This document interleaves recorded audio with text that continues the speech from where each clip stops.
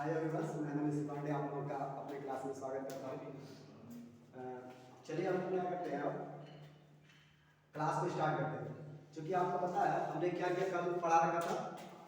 हमने कल आपको पावर्स के बारे में बताया था, तीन पावर के बारे में बताया था, आपको एक्टिव पावर के बारे में बताया था, रिएक्टिव पावर के बारे में बताया था, ऑपरेंट पावर के बारे में बताया था।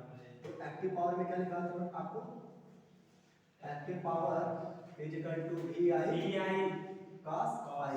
और आपको रिएक्टिव पावर बताया था, reactive power is equal to V I sin theta. और उसके बाद हमें क्या बताया था बेटा, apparent power V I apparent power के बारे में आपको बताया था, जिसका नाम हमने वी आई लिखा था ना। Yes sir. क्योंकि आपको बता दो, जो आपकी लोड होती है वो कितने टाइप की होती है, तीन टाइप की होती है। एक लोड होता है हमारा होता है रेजिस्टिव लोड,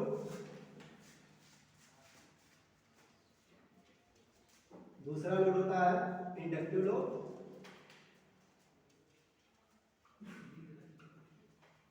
और तीसरा हमारा लोड होता है कैपेसिटिव लोड।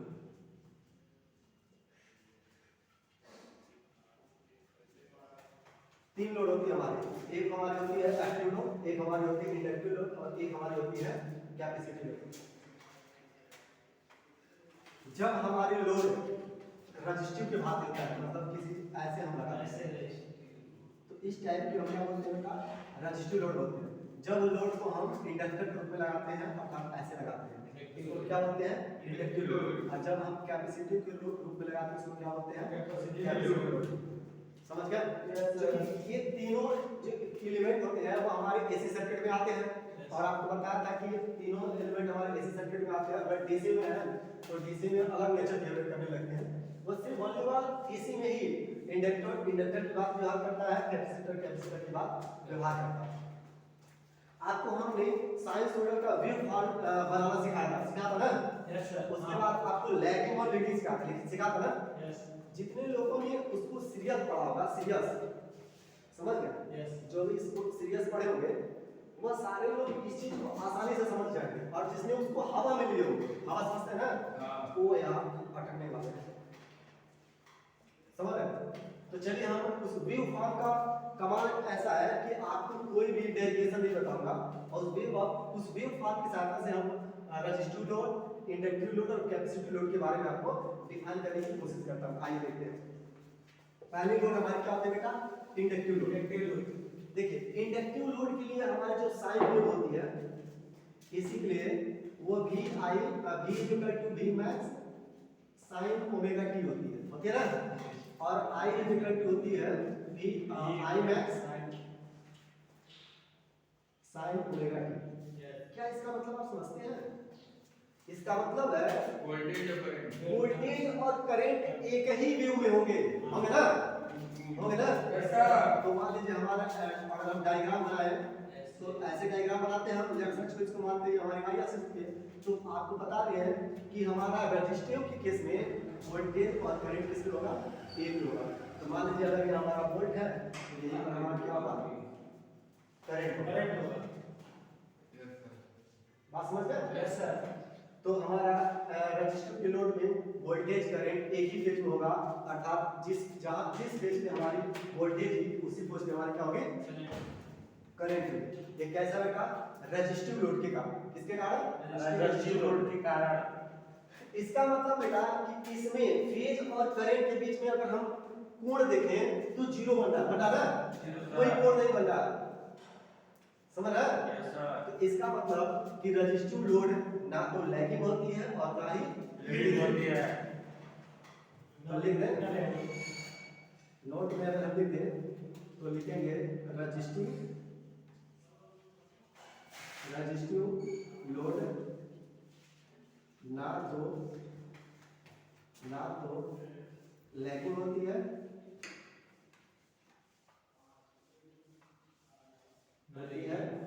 ना तो लीडिंग होती है।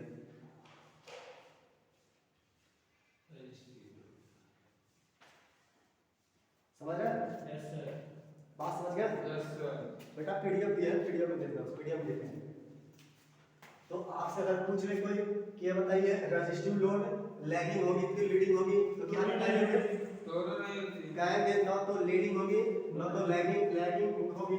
अगर कहेंगे कि ये बताइए अगर इसका वेव फॉर्म बताइए तो वेव फॉर्म बेटा ऐसे बनाइएगा, ठीक है? इसको एक्स दिखाइएगा, इसको वाई और वोल्टेज और करंट को एक ही पाथ पे घुमा दीजिएगा ऐसे।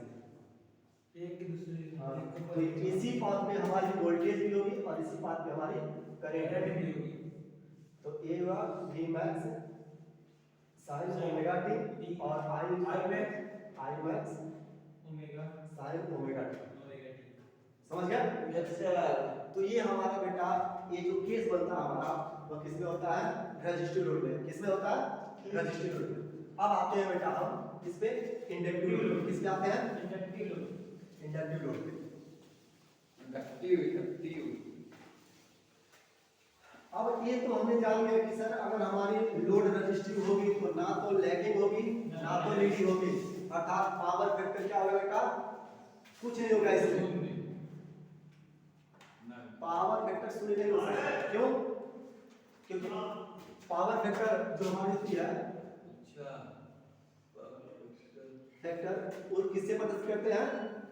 cos थीटा से करते हैं ना। और याद रखिए हमने आपको एक टेबल भेजा था ना, उसमें हमने मार्क लगाया था कि देखिए sin 0 अंश का मान cos 90 अंश का मान और cos 0 अंश का मान sin 90 अंश का मान को देख लीजिएगा, बोले थे ना? तो बेटा अगर हम cos 0 अंश का मान रख दें तो कितना होगा? cos 0 का मान 1 हो जाएगा। 1 होगा। कितना होगा? 1 होगा। इसका मतलब रेजिस्टिव लोड में है जो हमारी पावर फैक्टर होगी वो यूनिटी होगी। कैसी होगी? यूनिटी होगी। समझ गए? Yes sir. तो चलिए तीन चीज आप याद रखिएगा। अब आते हैं किस पे? इंडक्टिव पे। किस पे आते हैं? Inductive load. इंडक्टिव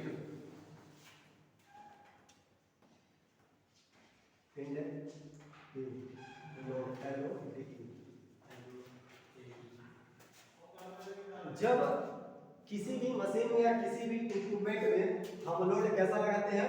इंडक्टर लगाते हैं। तो इस प्रकार जो हमें लोड प्राप्त होता है उसको हम क्या बोलते हैं? इंडक्टिव लोड बोलते हैं। कैसा बोलते हैं? Inductive load. इंडक्टिव लोड में क्या होता है आपको बता दें कि इंडक्टिव लोड के लिए जो हमारी समीकरण बनती है वो V V max sin omega t plus 90 बनती है। और हमारी I के लिए जो समीकरण बनती है I max sin omega t plus बस ये बनती है हमारी। इसका मतलब क्या हुआ? इसका मतलब ये हुआ इंडक्टर के केस में हमारी जो वोल्टेज होगी वो क्या करेगी? लीड करेगी। मतलब आगे हमारी वोल्टेज होगी करंट से। दिख रहा है? 90 आगे दिख रहा है ना? अगर इसका हम वेव फॉर्म बनाए तो हमने कहा था देखिए ऐसे आप यहाँ एक रेफरेंस लीजिएगा, याद करिए मैं बोला था ना, बोला था ना। मान लीजिए हम इसमें क्या लेंगे? इसमें हमने क्या करंट को ले लिया। क्या लिया? करंट को। तो करंट इसी पे होगी 0 से। देखिए यहाँ 0 है ना, कुछ नहीं मतलब 0 से लेकर हमने करंट ले लिया। हमने कहा था कि जितना ज्यादा वोल्टेज होगा उसको किधर लेंगे? ऊपर लेंगे। अगर ये माइनस में होगा तो नीचे लेंगे। फिर प्लस में है तो हमने ऊपर कितना लेना है? 90 अंश। तो मान लो वोल्टेज हमारी यहाँ होगा, ये तो 90 अंश है, इसके दोनों के बीच कितना अंश का कोण है? 90 अंश का। तो वोल्टेज क्या कर रही है? वोल्टेज आगे चल रही है किससे? करंट से। हमने ये भी बताया था कि आपको कैसा चल रहा है? एंटी क्लॉकवाइज चल रहा है। तो एंटी क्लॉकवाइज चलने के बाद आपको क्या पता चलता है?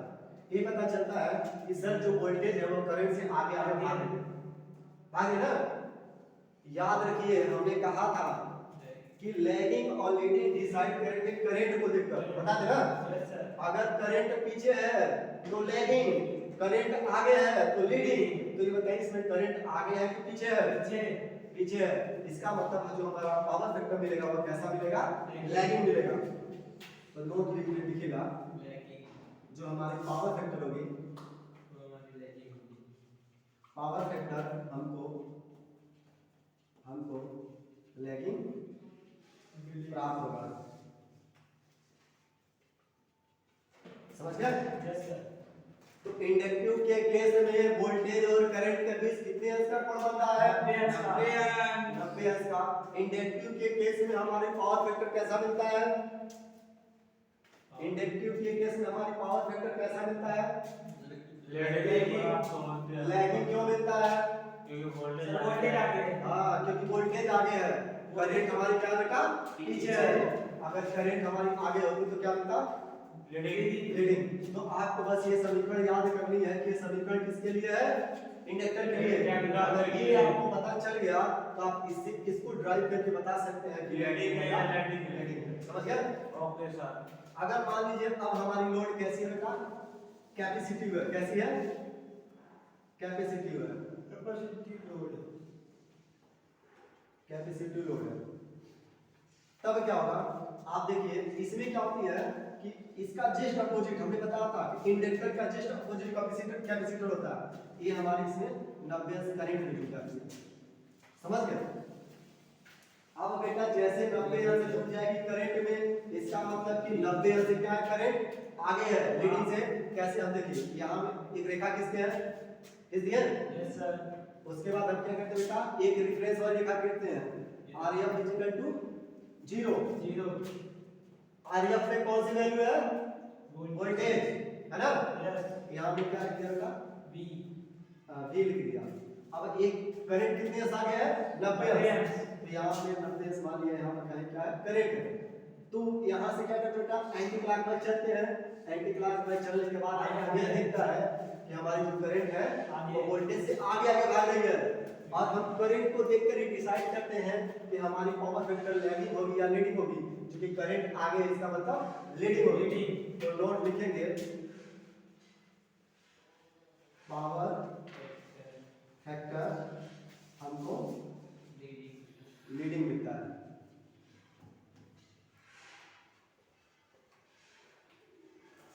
समझ गए बेटा? ये तो थी हमारी एक सिंपल सी परिभाषा कर सकते हैं, परिचय किसका, रेजिस्टिव लोड का, कैपेसिटिव लोड का और इंडक्टिव लोड का। लेकिन अब हमें ये जानना है, अगर हमारे पास रेजिस्टिव लोड रहेगी तो पावर क्या होगा, कैपेसिटिव लोड रहेगी तो पावर क्या होगा, और हमारी इंडक्टिव लोड रहेगी तो पावर क्या होगा। इसी चीज का हम क्या करेंगे बेटा, अध्ययन करेंगे। तो चलिए अब हम शुरू से आपसे कुछ पूछते हैं, उसको बताते जाएंगे।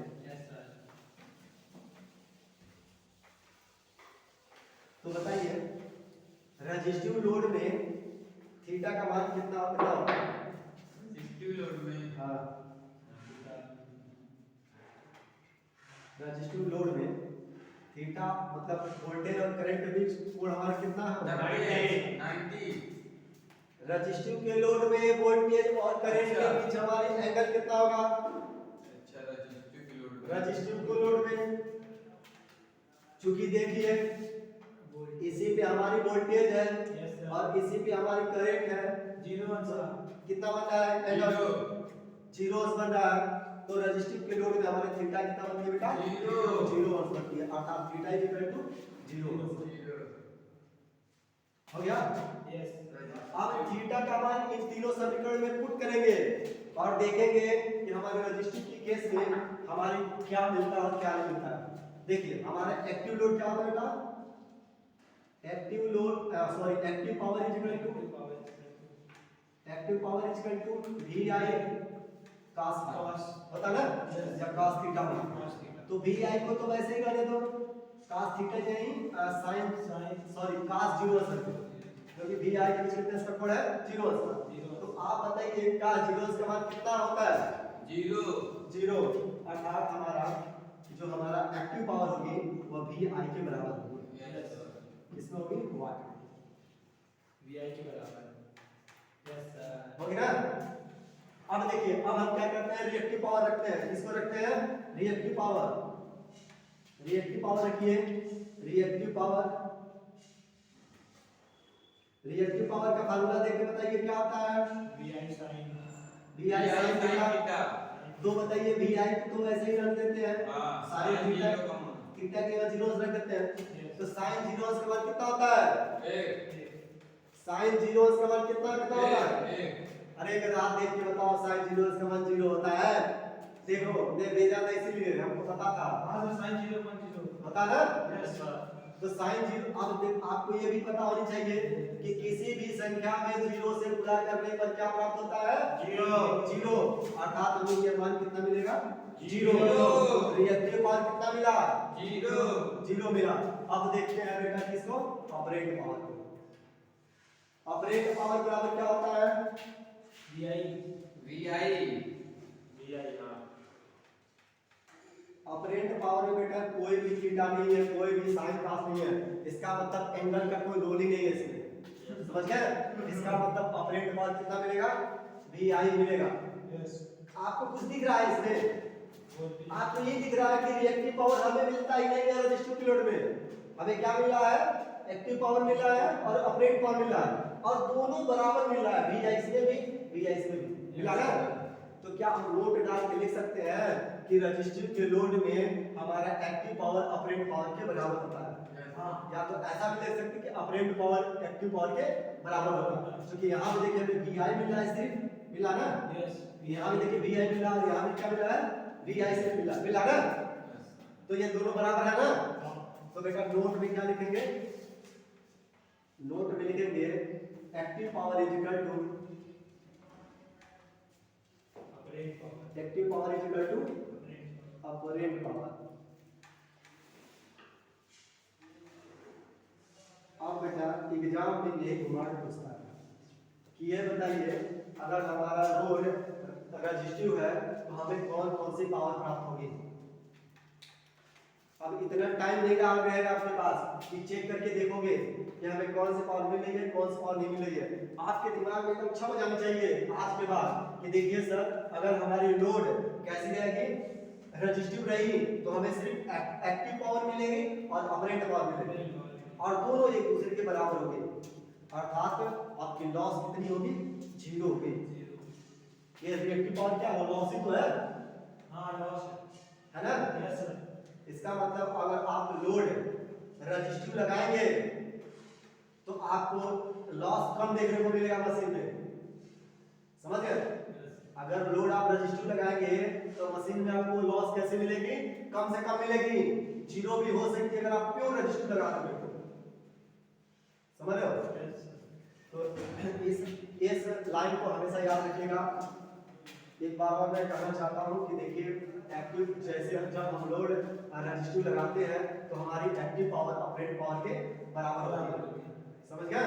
इसका मतलब रिएक्टिव पावर हमें नहीं मिलता है। समझ गए ना? अब देखिए, अब हम लोड कौन सा लगा दें? नहीं, रेजिस्टिव लोड तो लगा दिए। अब दूसरा लोड कौन सा लगाए? दूसरा लोड हम इंडक्टिव लोड लगाते हैं। कौन सा लोड लगा रहे हैं? इंडक्टिव लोड लगा रहे हैं। और इंडक्टिव लोड के केस में देखते हैं कि हमें पावर मिलती है या नहीं मिलती है।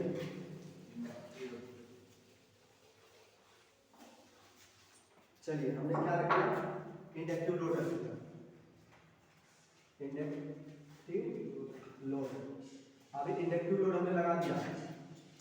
हमने अब बताइए इंडक्टिव के लोड के केस में हमारी थीटा का कितना मान होता है? 90 हर्ट्ज। क्योंकि अभी अभी हमने देखा था कि वोल्टेज और करंट के बीच कितना का बन जाता? 90 हर्ट्ज हो जाता। याद रखना बेटा, ये केस कब होगा? जब हमारा प्योर इंडक्टिव लोड होगा, प्योर कैपेसिटिव लोड होगा, तब हमें 90 हर्ट्ज का एंगल देखने को मिलेगा। अब बताइए, अब हम इस पावर को चेक करते हैं कि अगर हम थीटा का मान 90 अंश रखते हैं तो हमें एक्टिव पावर कितना मिलता है। अगर हम थीटा का मान 90 अंश रखते हैं तो हमें रिएक्टिव पावर कितना मिलता है। अगर हम थीटा का मान कितना रखते हैं, 90 अंश मिलते हैं, तो हमें ऑपरेंट पावर कितना मिलता है। ठीक है, तो चलिए इसको हम सॉल्व करते हैं। एक्टिव पावर का फार्मूला क्या होता है? VI cos good. Active power is equal to VI cos theta. तो थीटा का मान कितना है? 90 अंश। कितना है? 90 अंश। इसका मतलब VI cos 90 अंश। टेबल में देख के बताइए cos 90 अंश का मान कितना होता है? 0। cos 90 अंश का मान 0। इसका मतलब बेटा रिएक्टिव पावर टोटल कितना मिल जाएगा? 0 मिल जाएगा। कितना मिल जाएगा? 0। Sorry, active power. तो क्या आपको इंडक्टिव के केस में एक्टिव पावर मिलता है? नहीं मिलता। समझ गए? अब क्या करते हैं, अब हम कौन सा पावर रखते हैं? रिएक्टिव पावर रखते हैं। रिएक्टिव पावर रिएक्टिव पावर के केस में हम क्या करते हैं का थीटा का कितना रखते हैं 90 रखते हैं। तो यहीं पर रख दीजिए sin 90 का मान कितना होता है sin 90 1 होता है। एक होता है। इसका मतलब हमारा जो रिएक्टिव पावर मिलेगी vi गुणे 1 मिलेगी ना। इसका मतलब क्या मिलेगी हमको vi मिलेगा बस। इसका मतलब रिएक्टिव पावर मिलेगा ना। अब क्या करते हैं ऑपरेंट पावर देखते हैं। क्या पावर देखते हैं ऑपरेंट पावर देखते हैं। ऑपरेंट पावर में देखिए कोई भी एंगल नहीं है, इसका मतलब भी हमें मिल जाएगा vi मिल जाएगा हमें। देखिए इंडक्टिव की लोड में क्या हो रहा है हमें रिएक्टिव लोड मिला है ऑपरेंट लोड मिला है हमें एक्टिव लोड 0 हो जा रहा है ना।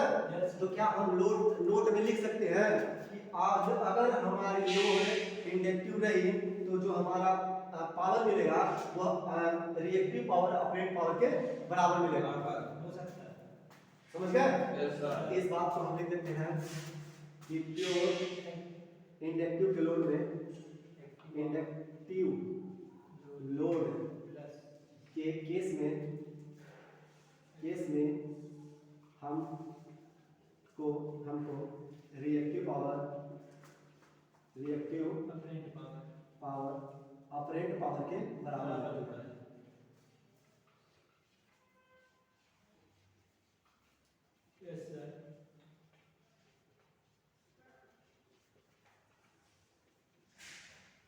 समझ गए? एक्टिव पावर किसके बराबर होगी ऑपरेंट पावर। समझ रहे हैं? अगर हम लोड बेटा अब कैसा रखेंगे कैपेसिटिव रखेंगे। कैसा लेंगे कैपेसिटिव रखेंगे तो हमें क्या क्या प्राप्त होगा। चलिए हम इस चीज को देख लेते हैं। आइए समझ में आ रहा है ना। हाँ तो पूछेंगे तो सारे बताएंगे आप लोगों को। देखिए अगर हमारे पास कैसा हो कैपेसिटी लोड हो। अब बताइए कैपेसिटर के केस में करंट और वोल्टेज के बीच किसने अंश का कोण बनता है 90 अंश का पता ना। तो एक्टिव पावर कितना होगा एक्टिव पावर का मान कितना होगा करके बताओ solution. Active power equal to vi cos phi। तो cos phi के हमने कितना रख दिया 90 अंश रख दिया। तो cos 90 अंश का मान 0 अर्थात vi इक्वल टू 0 हो गया ना। एक्टिव पावर कितना मिल गया हमको 0। अब क्या देखते हैं अब देखते हैं हम रिएक्टिव पावर। रिएक्टिव पावर में देखिए हम रिएक्टिव पावर का फार्मूला क्या जानते हैं रिएक्टिव पावर होता है vi sin थीटा। sin 90 अंश का मान कितना होता है 1 होता है ना। इसका मतलब हमें क्या मिल गया vi मिल गया और मिल गया ना ऑपरेंट पावर देखते हैं। ऑपरेंट पावर में देखिए कोई भी एंगल नहीं है ना। इसका मतलब है vi मिलेगा ही मिलेगा ना। इसका मतलब देखिए इन कैपेसिटिव लोड के केस में भी हमें कौन सा पावर मिलता है रिएक्टिव पावर मिलता है और ऑपरेंट पावर मिलता है। एक्टिव पावर नहीं मिलती है। समझ गए? तो क्या हम नोट में ये लिख सकते हैं ये ऑपरेंट पावर रिएक्टिव पावर के बराबर होती है। लिख देते हैं प्योर कैपेसिटिव लोड के केस में LODE लोड के केस में apparent power is equal to reactive power.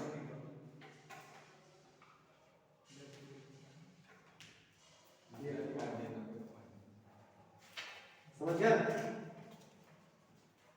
अब देखिए बेटा अब आपको एक चीज देखने को मिलेगी चाहे लोड की कोई भी रहा हो रेजिस्टिव रहा हो इंडक्टिव रहा हो कैपेसिटिव रहा हो तो आपको ऑपरेंट पावर मिलेगी ही मिलेगी।